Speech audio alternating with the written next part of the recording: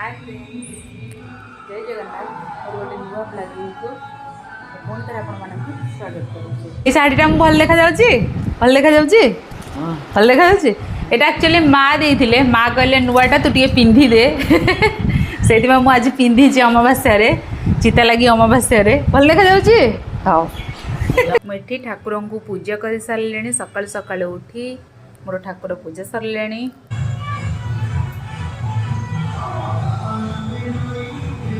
ठाकुर पूजा सरीगला जेहेतु चिता लगी अमावास्या से मुझे चितू पिठा करी तार रेसिपी मुझे देखी चल देखिए आम घर सामने जो गाँव लोक गोटे बोल बोल जाऊँगी साउंड शुभुचे आपने जापे चलते आपको देखी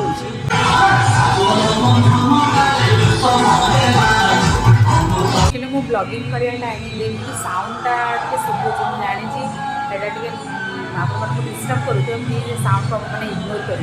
मु करी आमर पिठा पिठा पाई रेडी करुच्ची आमर करी चितौ पिठा आमती आमर चकुली भी मुझे एका बेले अधिक बतुरे देइछि ताकू भल भाव में मुझे धोई देइछि एबे जाउछु मु ताकू ग्राइंड करी। एक्चुअली चितौ पिठा मत बहुत भल लगे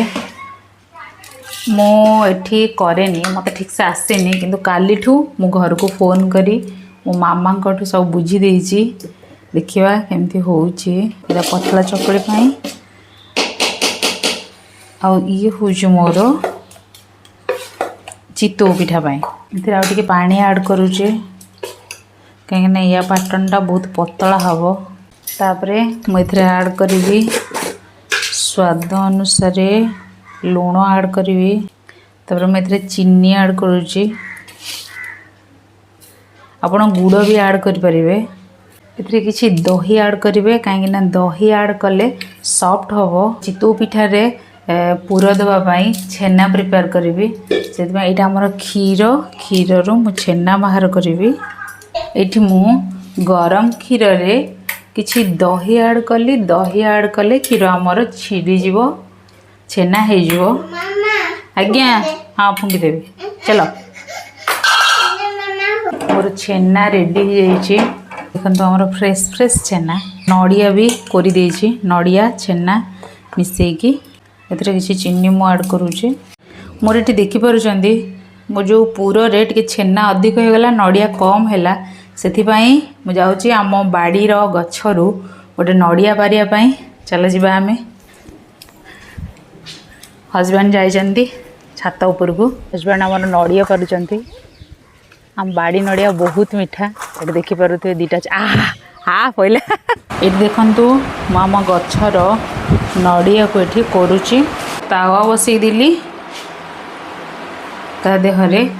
आमर देसी घी पकईदेली चारिआडे टिके तापरे आमर जो मु आण करी पैटर्न चितौ पिठा पाई ताकू मुझे पकाऊँगी चितौ पिठार आण को पकई सारा पर जो करिछु मु आमर पूर ताकू मु ता उपरे एमती पकाऊँगी तापर ताकू घोड़णी द्वारा घोड़े देवे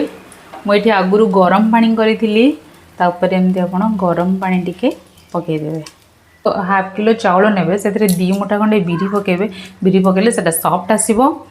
से पकई आउ मु दही भी ऐड करी जहाँकि नरम हम बर्तमान आमर हो जाइए बोधे मत जहाँ लगुच पिठा देखु बढ़िया आसे वाओ बास्ना आसुचे आमर पिठा रेडी हो गला घरे आपको आपण माने निश्चय ट्राए करेंगे देखिले तो एमती प्रोसेस रे कले बहुत नरम हम सॉफ्ट भी हम देखो केते नरम भी होइची नरम अच्छी टाण भी हैनी भल लगे घरे आप निश्चय ट्राए करेंगे ओके ये मो वीडियो को एंड करुच्ची आउ लाइक शेयर आउ कमेंट निश्चय करेंगे प्लीज शेयर करेंगे ओके बाय बाय।